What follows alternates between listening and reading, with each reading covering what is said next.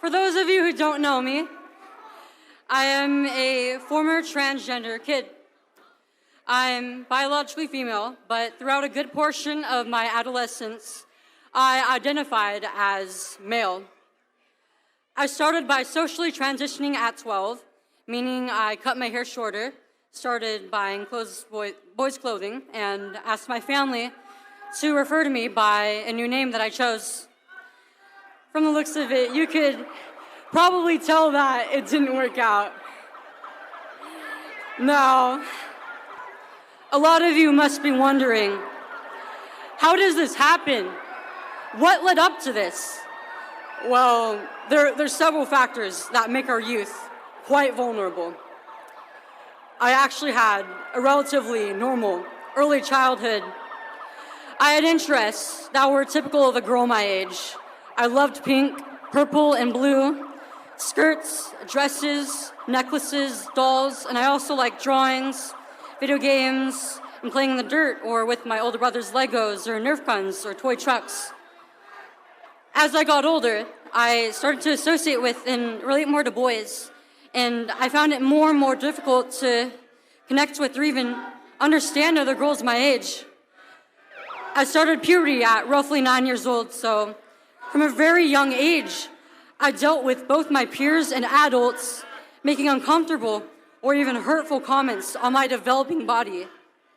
I moved neighborhoods before entering middle school, and I turned to the internet because I had so few friends in person.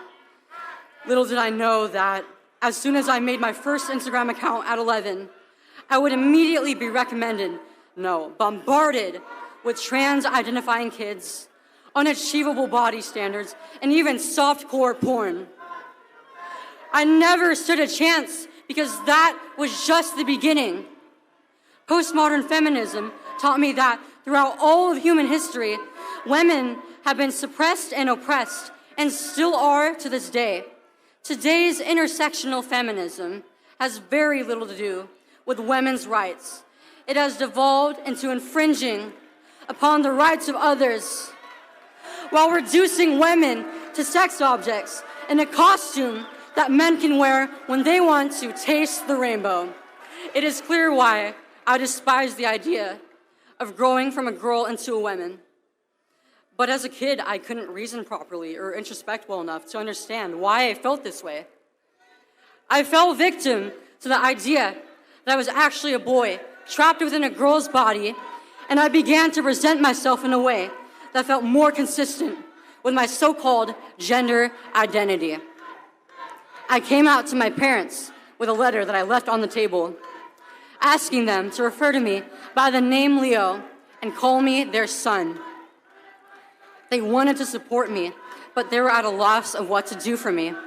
And so they turned to the help of healthcare professionals, who went on to coerce them into giving up their role as parents and letting me do as I pleased. We had no idea these so-called doctors and therapists were just butchers and liars. They told my parents that it was a life or death choice, and if they chose not to accept me as their son, they would certainly end up with a dead daughter.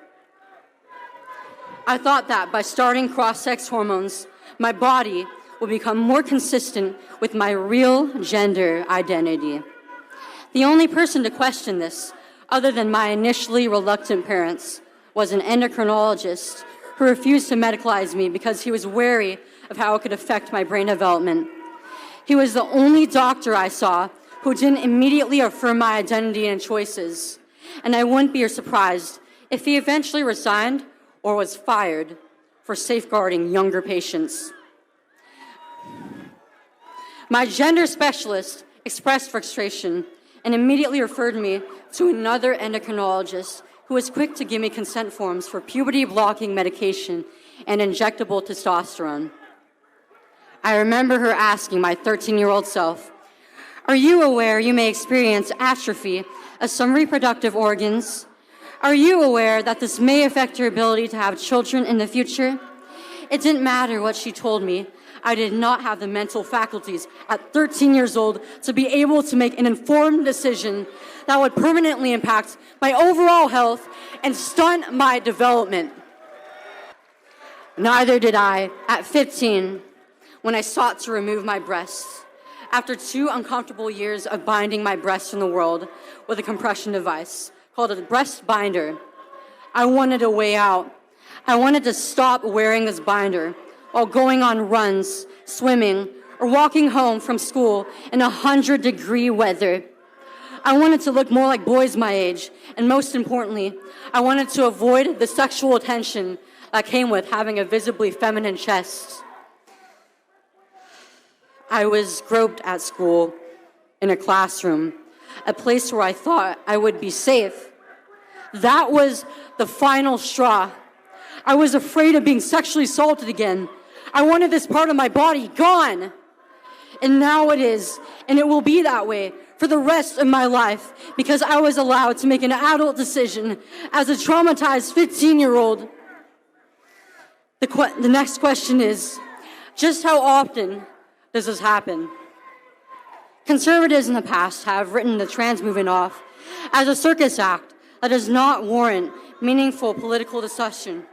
Many on the right have been made aware of the trans kids epidemic and indoctrination in our schools only as of this year. Trans rights activists often outright deny that children diagnosed with gender dysphoria are ever medicalized. But when they're presented with evidence that it does in fact happen, they attempt to justify it. They'll go back on their statements and then say that it's actually a good thing. And to deny children of these barbaric treatments is to deny them of life-saving health care. These euphemisms are common, and they downplay the reality of medical transition. Some say that transition regret is incredibly rare, and that the reason that transgender individuals detransition is almost always due to external factors such as social pressures or low income. This could not be any more false. A new detransitioner, often a minor, reaches out to me on nearly a daily basis. This is an epidemic. I see detransitioners express their regret online and get bombed with hatred by trans activists who have millions of followers.